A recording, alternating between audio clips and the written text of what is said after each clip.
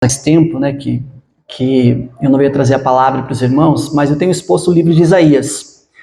E comecei no ano passado, alguns textos selecionados no livro de Isaías. E hoje eu pretendo dar continuidade a essa exposição. Hoje nós vamos meditar um pouco acerca do texto de Isaías, capítulo 42, do versículo 1 até o versículo 7. Se os irmãos quiserem rememorar o que foi pregado sobre o livro de Isaías, os irmãos podem ir até o nosso canal no YouTube, tem lá as pregações. Nós já trabalhamos alguns textos de Isaías. E eu queria fazer alguns apontamentos iniciais antes de nós irmos para o texto, para facilitar a nossa compreensão do que o profeta está apresentando aqui nesse capítulo 42. Então, quando a gente pensa sobre o livro de Isaías, irmãos, é muito importante nós termos algumas coisas na nossa mente ao olhar para o livro de Isaías. E por que essas informações são importantes para nós? Fala, pastor, mas não é só necessário a gente ler o texto? Sim, mas com as informações que nós temos do cenário do livro de Isaías, irmãos, nós conseguimos extrair de forma mais clara, simples, as verdades contidas nesse texto. E aí o Espírito fala conosco de uma forma mais clara por meio da sua palavra. Quando a gente olha para o livro de Isaías, eu quero que os irmãos tenham em mente que o povo de Israel, que ele está retratando aqui, é um reino dividido. Ele foi dividido no reino do norte, com 10 tribos, e o reino do sul, com 2 tribos. O reino do norte, com essas 10 tribos, era chamada de Israel, e o reino do sul, chamado de Judá. As 10 tribos do norte, chamada Israel, elas tinham uma capital que chamava Samaria. E essa capital, nesse período do capítulo 42, ela já havia sido invadida pela Síria. Como o próprio capítulo 7 e 8 de Isaías já havia falado, que o Senhor iria mandar o castigo para aquele povo por causa da sua desobediência. E a partir daqui do capítulo 40 em diante, parece que o povo de Judá está preocupado agora com a ameaça da Babilônia, um outro reino em volta. Nós vemos que durante todo o livro de Isaías, Deus vai trazer algumas profecias para o povo e algumas orientações para o povo. E como esse povo de Judá e Israel viviam nesse período em que o profeta Isaías profetiza? Nós vemos que lá no primeiro capítulo de Isaías tem um texto muito conhecido por nós. Nós olhamos para o texto e vemos que há uma falsa adoração no meio do povo. O povo ele cultua a Deus de uma forma que Deus não havia prescrito para eles. E eles começam a querer entregar um culto a Deus que Deus não recebe. E Deus, então, no versículo 18 do capítulo de Isaías 1, ele vai fazer um convite para aquele povo, né? Vinde e arrazoemos, ainda que os seus pecados sejam como a escarlata, eu os tornarei brancos como a neve. Deus faz um convite para o arrependimento do povo. Depois nós vimos que em Isaías capítulo 5, do 5 a 7, o profeta fala para o povo, olha, vocês são como uma vinha, e Deus colocou uma cerca em volta dessa vinha, de proteção para vocês. Mas como vocês não querem obedecer a minha palavra, os meus mandamentos, Deus fala para o profeta dizer para o povo, eu vou tirar a cerca que eu coloquei em volta de vocês, e vocês serão pisoteados por outras nações, porque vocês não querem se arrepender dos seus pecados e não querem dar ouvidos à minha palavra.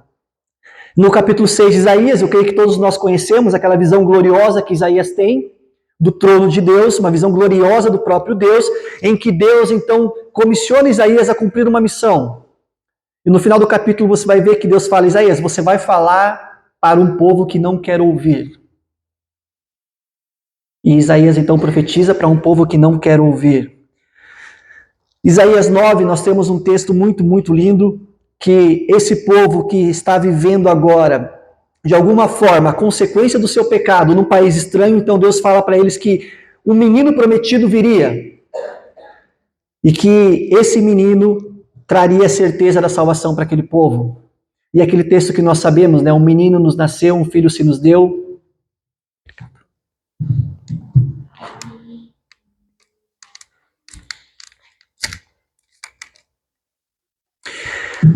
Um menino nos nasceu, um filho se nos deu, e o domínio está sobre os seus ombros, seu nome será chamado Emanuel, Deus conosco, Príncipe da Paz, e o texto continua.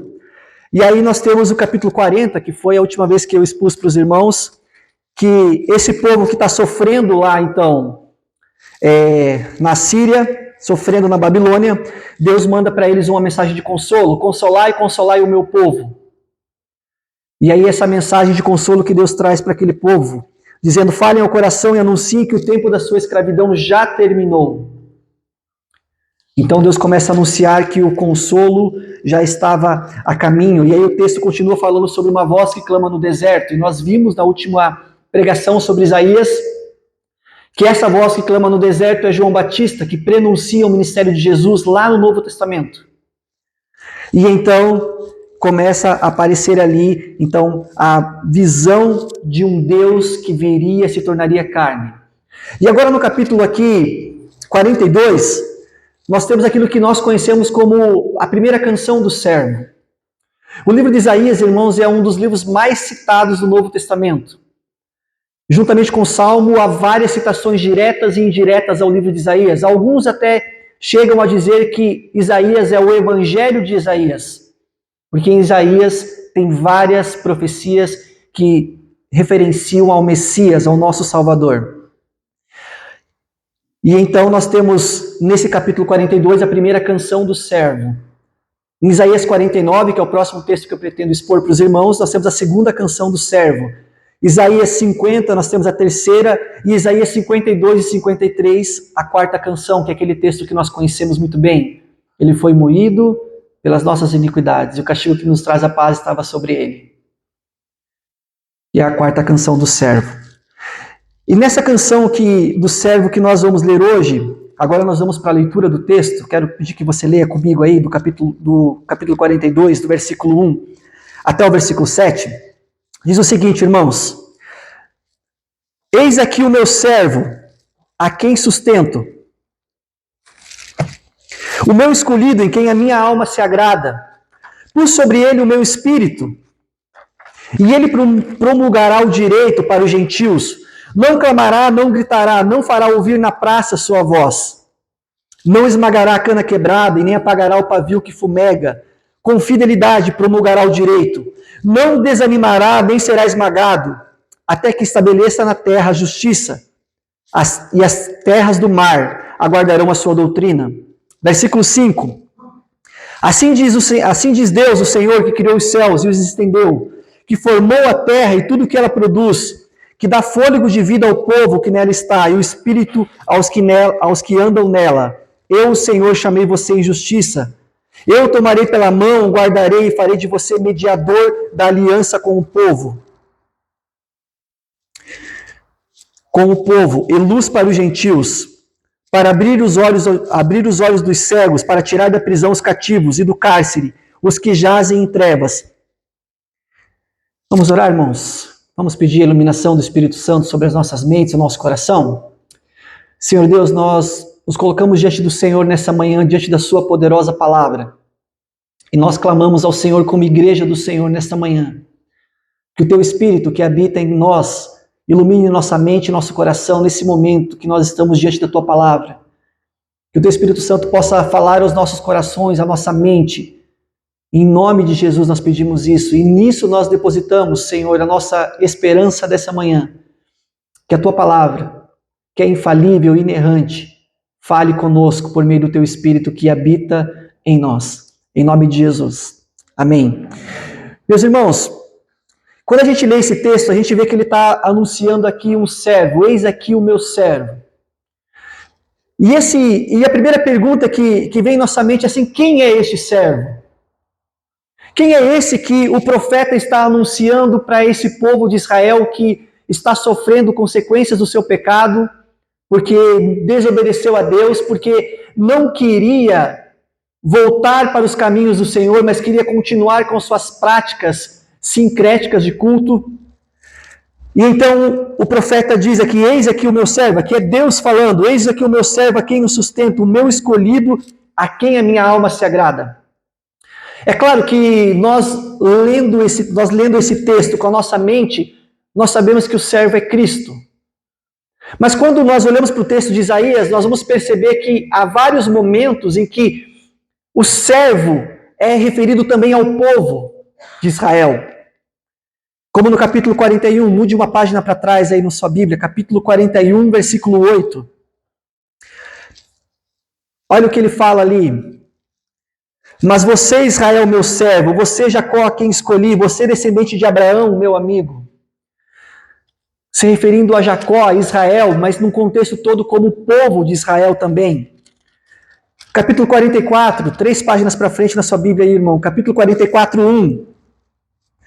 Mas agora, escute Jacó, meu servo, e Israel, a quem escolhi. Alguns momentos a Bíblia, o livro de Isaías vai trazer Israel como sendo a figura do servo, aquele servo que sofre. E Israel sofreu, sim. Em alguns momentos também, e isso é o que me deixa muito intrigado, é que às vezes os profetas, esse período aqui, em algumas profecias, Deus chega a chamar reis ímpios de servo deles. Veja comigo em Jeremias 27, 6. Quem Deus chama de servo? Jeremias 27, 6. Olha o que fala o texto ali para nós, irmãos. Agora entreguei todas as terras nas mãos de Nabucodonosor, rei da Babilônia, meu servo. Quer um absurdo maior aos nossos olhos propriamente, né? Porque aos olhos de Deus isso é tudo plano de Deus, soberania de Deus. Deus chama o rei Ciro, um rei pagão, de ungido e escolhido. Isaías 44, 28. Isaías 44, 28. Olha o que o texto fala, irmãos. Eu digo a respeito de Ciro, ele é meu pastor e cumprirá tudo o que me agrada. No versículo seguinte, 45:1, assim diz o Senhor ao seu ungido, a Ciro, a quem tomo pela mão direita para submeter as nações diante dele, para desarmar os reis e para abrir diante dele os portões que não se fecharão. Quem é este servo que Deus apresenta? Eis aqui o meu servo. É claro que esse servo é Jesus. Mas quando nós encontramos nas Escrituras Sagradas menções que reis pagãos são servos de Deus, que reis ímpios são escolhidos por Deus, é porque ninguém está fora da soberania de Deus. Ninguém tem uma autoridade que Deus não tenha constituído. Deus controla esse universo. Até mesmo homens pagãos como Nabucodonosor e Ciro, eles cumpriram aquilo que Deus havia determinado que seria cumprido naquele tempo.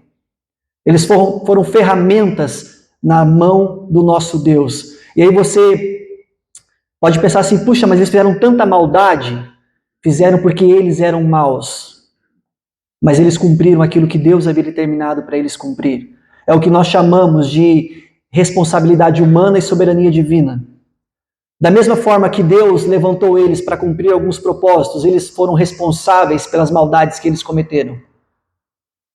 Ninguém, irmãos, escapa da soberania de Deus. Todos nós, todos os reinos desse mundo se prostram diante do Senhor, porque quem governa o mundo é o nosso Deus, o Deus Todo-Poderoso. E nesse texto nós olhamos então quem é este servo. Esse servo que ele escolhe aqui é o nosso Messias, o nosso Jesus de Nazaré, o nosso Senhor, aquele que morreu por nós naquela cruz. Este é o servo que o profeta, que Deus está apresentando por meio do profeta para o povo, a esperança de salvação para aquele povo. Jesus é o servo escolhido. Jesus é aquele servo que Deus envia, e nós já vimos isso que lá na eternidade, Deus envia seu Filho. E Pedro vai falar para nós em suas epístolas que a cruz é conhecida desde antes da fundação do mundo. Deus envia o seu servo, Jesus Cristo, por nós. Abra comigo a sua Bíblia em Mateus 12.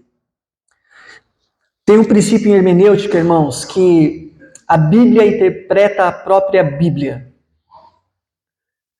Esse princípio é assim, irmãos, que o melhor intérprete do Antigo Testamento é o Espírito Santo falando no Novo. O melhor intérprete do Antigo Testamento não são simplesmente homens sábios, mas se o Espírito fala no Novo Testamento acerca de um texto do Antigo Testamento, essa é a interpretação. E o que nós vamos ver aqui é o Espírito Santo interpretando o Antigo Testamento no Novo Testamento. Mateus 12, 15 a 21. Vamos ver o que fala esse texto. Quem é esse servo que o texto aqui de Isaías está falando? Mateus 12, perdão, irmãos, eu falei 15, né? Mateus 12, do 15 ao 21. Olha o que fala o texto. Mas Jesus, sabendo disso, afastou-se dali. Muitos o seguiram e a todos ele curou. Advertindo-lhes, porém, que não expusessem a publicidade, ou seja, que eles não falassem acerca da cura que eles receberam de Jesus. Versículo 17, isso aconteceu para cumprir o que foi dito por meio do profeta Isaías. Olha o que Mateus, inspirado pelo Espírito Santo de Deus, vai interpretar do texto que nós acabamos de ler de Isaías. Essa passagem está falando do Messias. Eis aqui o meu servo que escolhi, o meu amado, em quem a minha alma se agrada, farei repousar sobre ele o meu espírito, ele anunciará juízo aos gentios. Não entrará em discussões, nem gritará, nem fará ouvir sua voz nas praças, nem fará ouvir nas praças a sua voz. Não esmagará a cana quebrada, nem apagará o pavio que fumega, até que faça vencedor o juízo, e no seu nome os gentios colocarão a sua esperança. Quem é esse servo que o profeta está anunciando? É o nosso Senhor Jesus Cristo. Ele é esse servo a quem o próprio Deus envia, a quem o próprio Deus sustenta, a quem o próprio Deus escolheu e a quem agrada a alma do nosso Deus. O texto continua nos falando que ele pôs sobre Jesus o seu Espírito para que ele promulgarasse, a ele promulgará o direito para os gentios. Quando nós olhamos para as Sagradas Escrituras, irmãos, no Antigo Testamento, Deus escolheu um povo chamado povo de Israel. Na verdade, Deus escolheu um homem chamado Abraão. E a partir desse homem, Deus formou um povo, uma nação física. E qual que era a função dessa nação física, essas pessoas, esse povo? A função dessa nação, era ser luz para os gentios. Porque o objetivo de Deus nunca foi ter um povo só, que Israel fosse simplesmente só o povo, mas Deus ia se relacionar com Israel, e a partir do relacionamento que Deus tinha com o povo de Israel, Deus ia se apresentar para todo mundo como Deus Salvador. Só que o povo de Israel falhou em ser luz para as nações, porque eles começaram a se afastar da lei de Deus, eles começaram a se afastar dos estatutos do Senhor. E então eles não cumpriram na plenitude com aquilo que Deus havia determinado, que eles deveriam ser luz para as nações.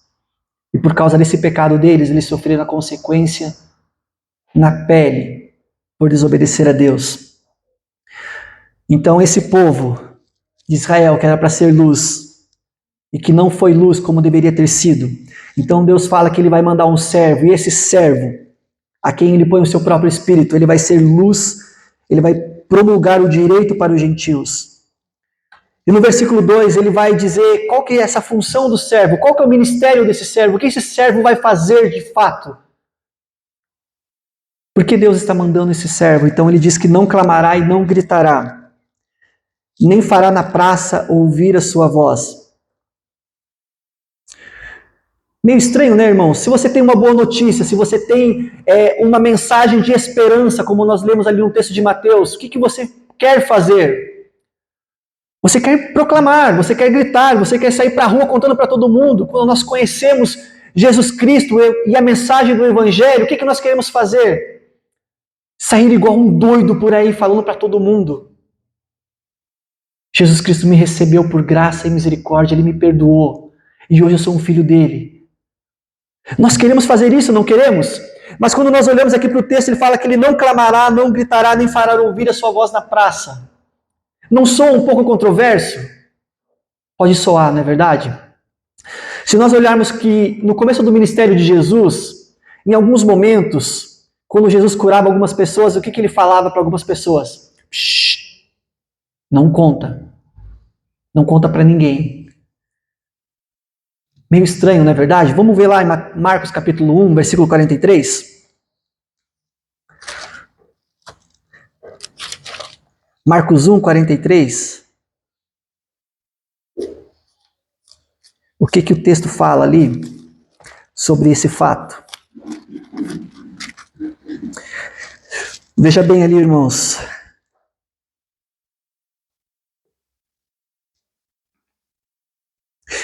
E advertindo-o severamente, logo o despediu. Esse leproso, Jesus não queria que ele fosse contando para as pessoas o que Jesus fez por ele, a cura nele. Jesus queria que ele fosse mostrar para o sacerdote como a lei mandava. Era para ele ficar em silêncio naquele momento sobre a cura que ele recebeu. O texto que nós lemos em Mateus 12:16 também fala que Jesus adverte para que ele não falasse. Mateus 12:16, advertindo-lhes, porém, que não expusesse a publicidade. Não saia divulgando por aí que vocês foram curados.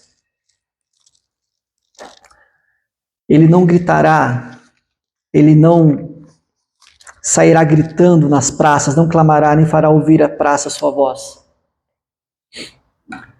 Jesus, num primeiro momento no seu ministério, ele pediu para que as pessoas não saíssem falando.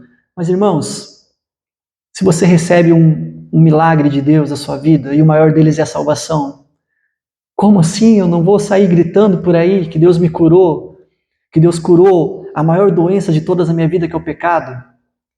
Como assim eu vou sair por aí, eu não vou falar que eu fui curado da cegueira, como essas pessoas aqui no Novo Testamento? É porque o que testificava o ministério de Jesus era o que ele fazia. E você vai ver durante todo o Novo Testamento que a fama de Jesus se espalhava. Como você vai conter o Evangelho? Não tem como você conter algo tão precioso preso numa gaiola. O Evangelho de Jesus, ele permeia todos os lugares.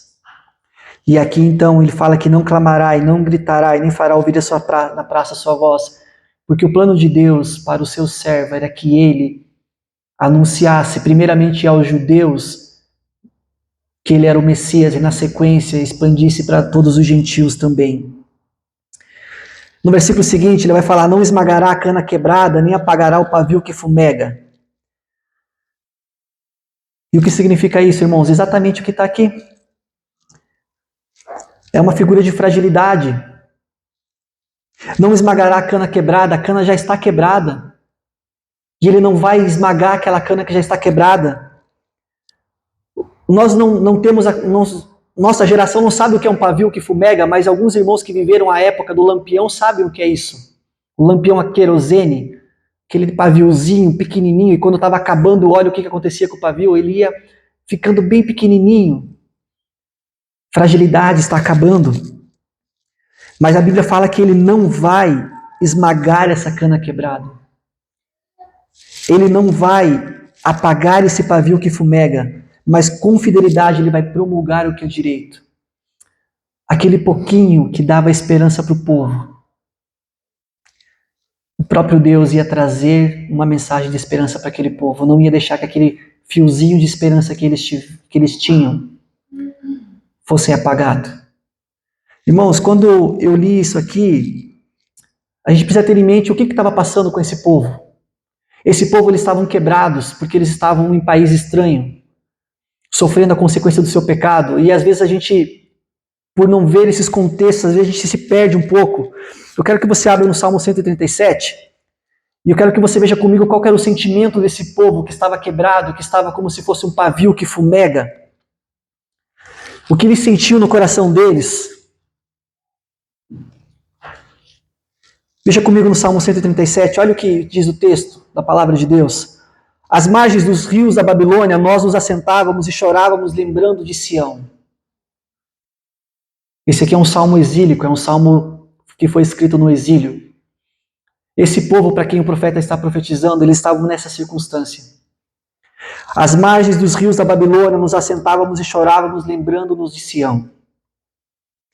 Nos salgueiros que lá havia, pendurávamos as nossas harpas, pois aqueles que nos levaram cativos nos pediram canções.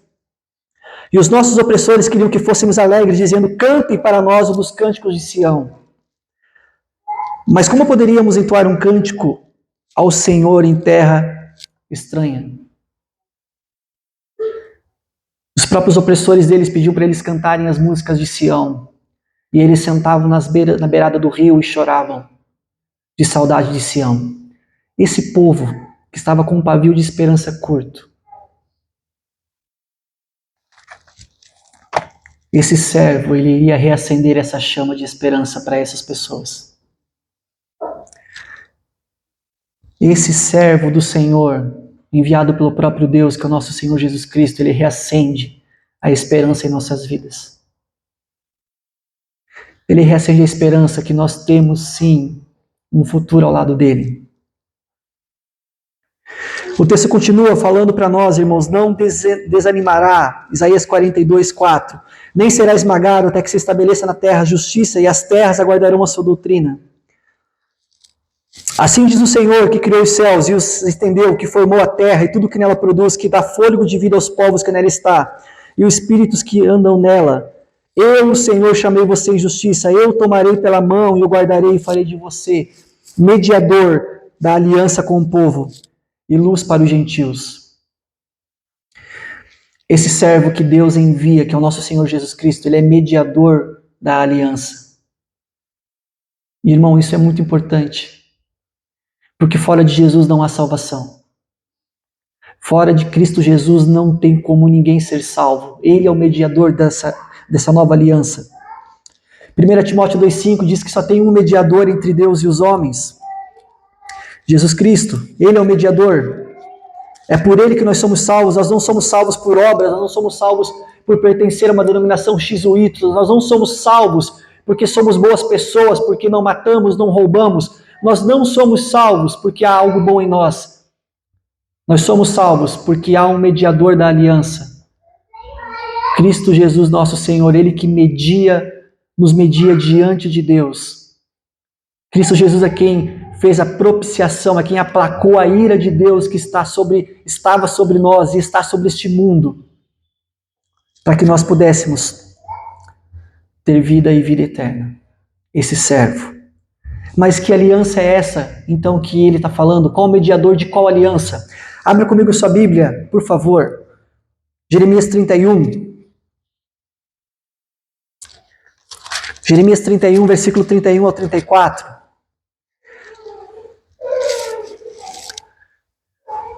Olha a promessa dessa aliança que Deus faz com o povo. Jeremias 31, 31 diz o seguinte, irmãos. Eis aí vem dias, diz o Senhor, e que firmarei nova aliança com a casa de Israel e com a casa de Judá. Vendo, irmãos, com o reino do norte e o reino do sul.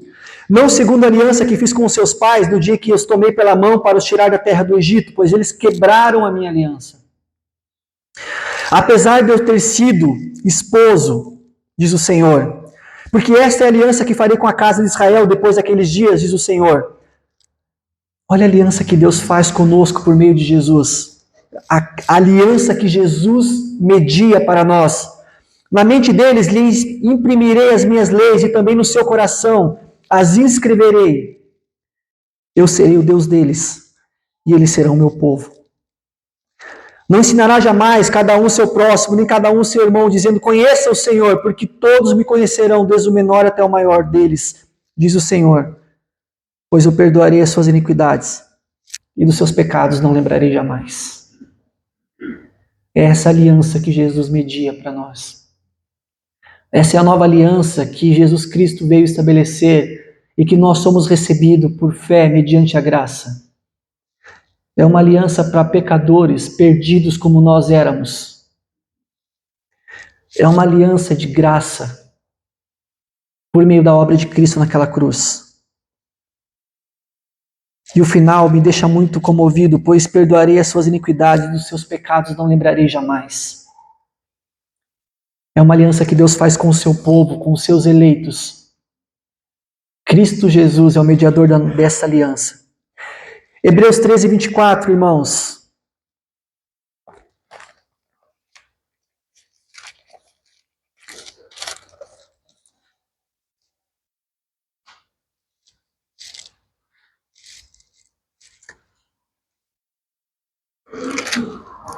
Perdão, Hebreus 12, 24.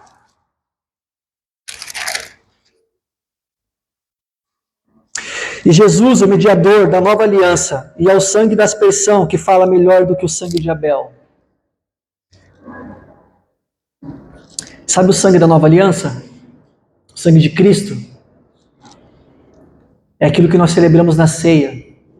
Vocês se lembram lá do texto de 1 Coríntios, capítulo 11, versículo 25? Este é o cálice da nova aliança no meu sangue. É essa aliança nova que esse servo vem promulgar, que ele vem estabelecer, é uma aliança de graça, uma aliança de esperança para com o povo e luz para os gentios. Mas qual é o objetivo? O que esse servo fará? O que ele vai fazer na prática? Versículo 7 de Isaías 42, para abrir os olhos aos cegos e para tirar da prisão os cativos e do cárcere os que jazem em trevas. Para abrir os olhos aos cegos. Nós vimos que Jesus curou muitos cegos no Novo Testamento. Não é verdade? Nós temos um texto lá em João 9, versículo 1, que Jesus cura um cego de nascença.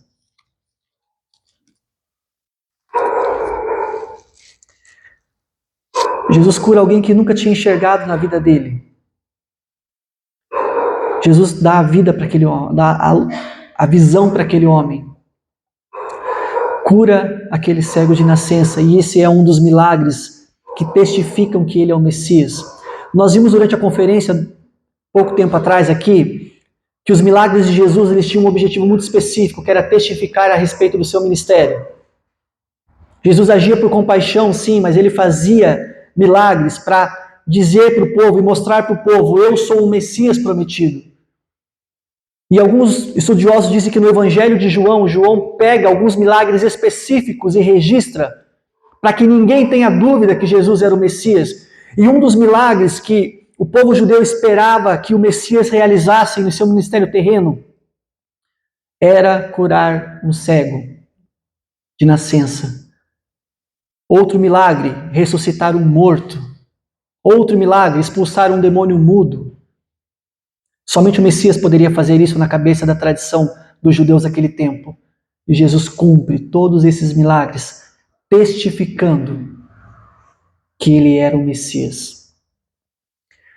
Mas mais do que uma cegueira física, irmãos, ele veio abrir os olhos espirituais nossos para a gente enxergar o evangelho maravilhoso dele. Algum ditado popular de para-choque de caminhão diz que o pior cego é que não quer ver. Mas a verdade é que todos estão em cegueira espiritual. E se não for Deus abrir os olhos para enxergar o evangelho, eles não enxergarão.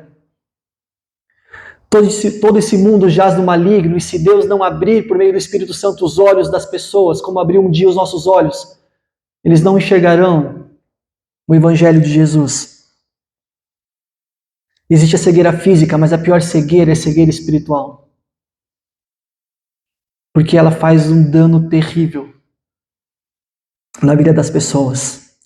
Então, o objetivo desse servo era trazer vista aos cegos, é trazer a luz do evangelho para que eles pudessem enxergar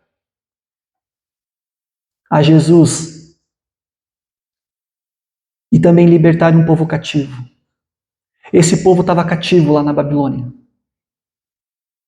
Esse povo recebe essa mensagem falando: puxa vida, nós vamos ser libertos. E o próprio texto da palavra de Deus, em Jeremias, vai dizer que Deus havia determinado que era 70 anos que eles passariam na Babilônia. E esses 70 anos estavam chegando ao fim. No versículo 40, no capítulo 40 que nós lemos, da outra mensagem anterior, capítulo 40, ele vai dizer que o tempo da escravidão já acabou, a sua iniquidade está perdoada.